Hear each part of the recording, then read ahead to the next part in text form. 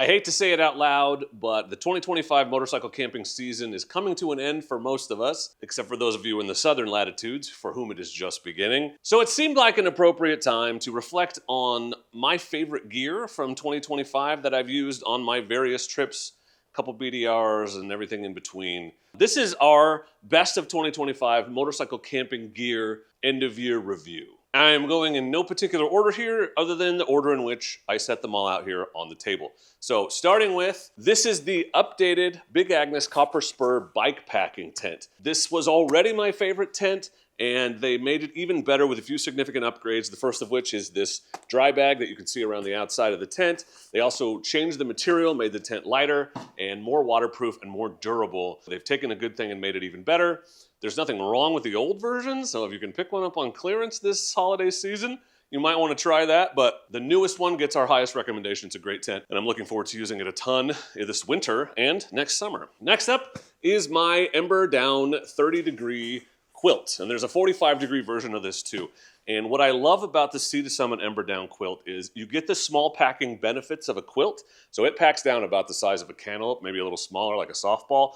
But because of the unique design of this quilt, instead of sitting on top of your sleeping pad, it wraps all the way around it. So it's kind of like you get all the comfort of a sleeping bag, but with the pack size of a quilt. Best of both worlds. It's very warm, it's very lightweight.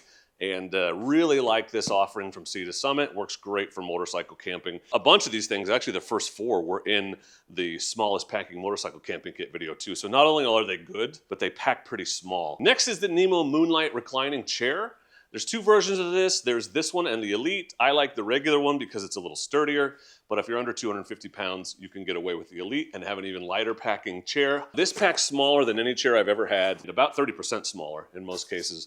It's rated up to 300 pounds. It's very comfortable, easy to set up. It's a very sturdy, durable chair, all aluminum. So I've been very happy with this Nemo Moonlight, and it is the chair I am now recommending for motorcycle campers because it takes up so much less space, and I don't like to go out without a chair. Some of you like to sit on the ground, great. At the end of the day on a bike, I do not want to sit on the ground, so I always have a chair with me. It's nice to have one that's a little smaller. And speaking of being comfortable, sort of, my favorite sleeping pad of the year is the Big Agnes Rapide SL. This is one of their smallest packing sleeping pads. You can see it's smaller than a Jetboil, at least girth-wise. It's a little taller. Actually, damn, they're very similar size, actually. This is a very comfortable, thick pad. It doesn't take up a lot of space, and it's got a great R value. This is a great pad. My favorite of the year, and the one I'll be using going forward. If you've been around for a while, you've seen any of my camping videos, this one will not surprise you. This is the Nemo Philo. It's now the Nemo Philo Wide. It used to be the Nemo Philo Luxury. I don't know why they make minor changes to names. All these companies seem to do that. Whatever, that's a side note. It has a foam layer, and then it inflates underneath. It's got straps on the back so you can put your jacket in there, which I've done with my puffies in particular to give the pillow some loft and still be able to get my arm underneath. Great pillow, very comfortable. Gotta have a pillow while you're moto camping, and this is one of the best. This thing, this tiny little shot glass size item, is the Sea to Summit Airlight Towel. This is a full size, well, not full size, but a usable size towel, and it packs down incredibly small. So small, in fact, that you don't really notice it's in your bag. So I just always keep this on me. Tell me if this has ever happened to you. You're out camping, you've been riding all day, you camp near water, it's awesome, and you just want to jump in, but you have no towel, and you don't want to walk around in wet clothes or use your only shirt to dry off with. Or you end up somewhere with a shower and you want to take a shower, but you have no towel to dry off with because you didn't want to take up the space in your bag. Well, this thing is incredibly small, so small that I just keep it in my Possibles pouch, so it's with me on every trip, whether I'm planning on using it or not, because the times I need a towel are often unexpected. Maybe you get caught in a rainstorm and you want to dry off before you put your dry clothes on. Maybe you want to use it to wipe off your dishes. There's a million things a towel like this is useful for, and I'm not willing to take up the space of anything much bigger than this, but this tiny shot glass size towel is a worthwhile, excellent addition to your kit, and I'm glad I've been carrying it all year. Speaking of tiny, worthwhile additions, this is the X-Ped widget pump. We have a lot of these. I think a mattress inflator is a luxury that you should definitely have with you, but I like the X-Ped because it has the most multifunctional purposes, because it's a tent light too. You press the right button. See, so you can hang this in your tent. It's a tent light.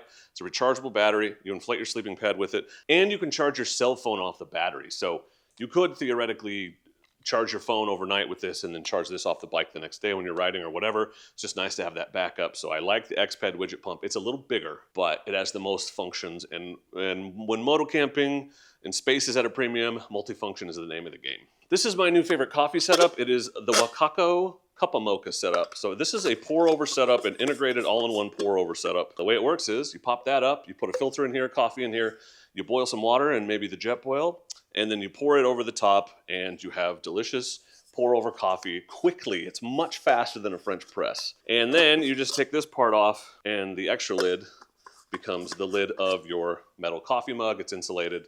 Take your time, drink your coffee while you're packing up camp. You could get smaller coffee setups. You can use instant coffee. Instant coffee is even faster than a pour over, but it doesn't taste as good as actual coffee.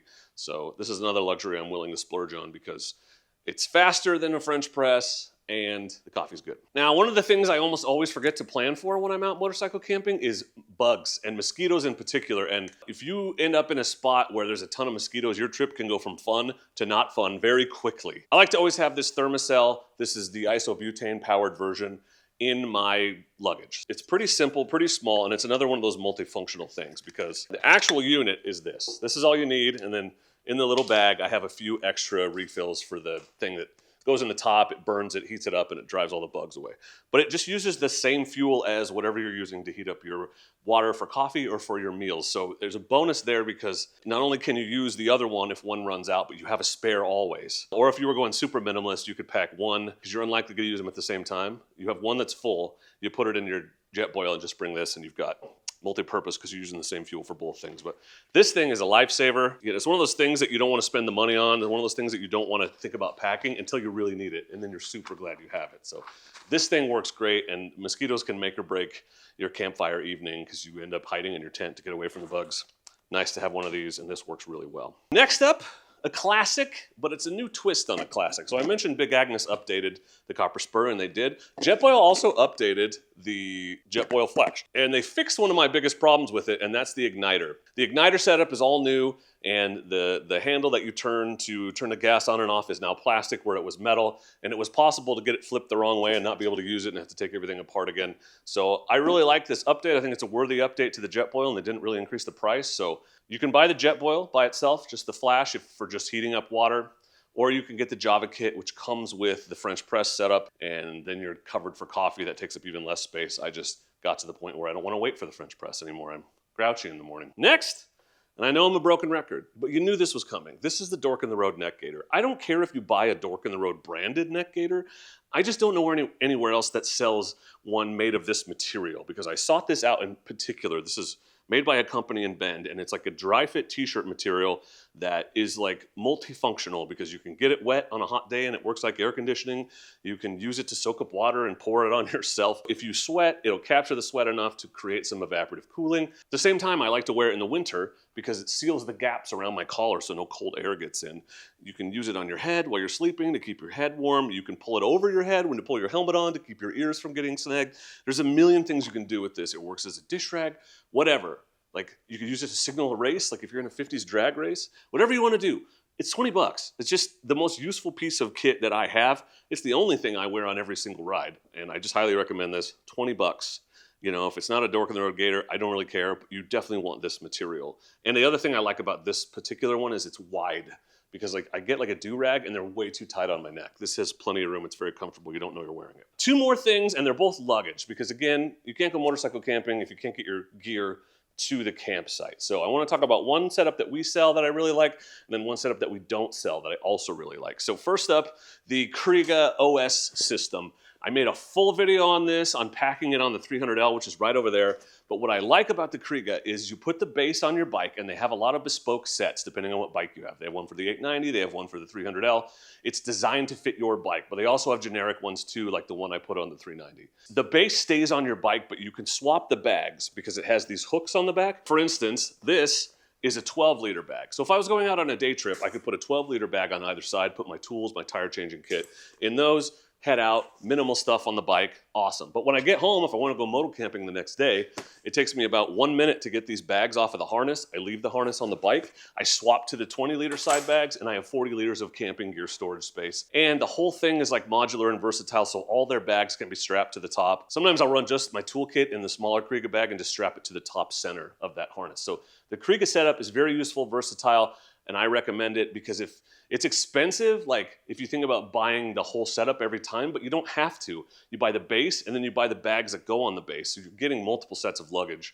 and it's costing you a lot less because you're not rebuying the whole thing. And finally, speaking of costing less, I will tell you for the longest time, my biggest complaints about Moto luggage have been that it's too expensive, it's too heavy, and it's too complicated. Too much random stuff, too many molly panels, too much everything. It's like they threw the kitchen sink at their stuff, and all that does is drive the cost up and kind of price out your casual weekend warrior types. This year they came out with their Alpine line of luggage, and it solves every one of those problems. It's about half the price of the other stuff, the backcountry. So this, for instance, is the Alpine 60. It's a very durable, but it's a thinner material. It's still got their hard frame, but this is a 60-liter setup with 3 bags.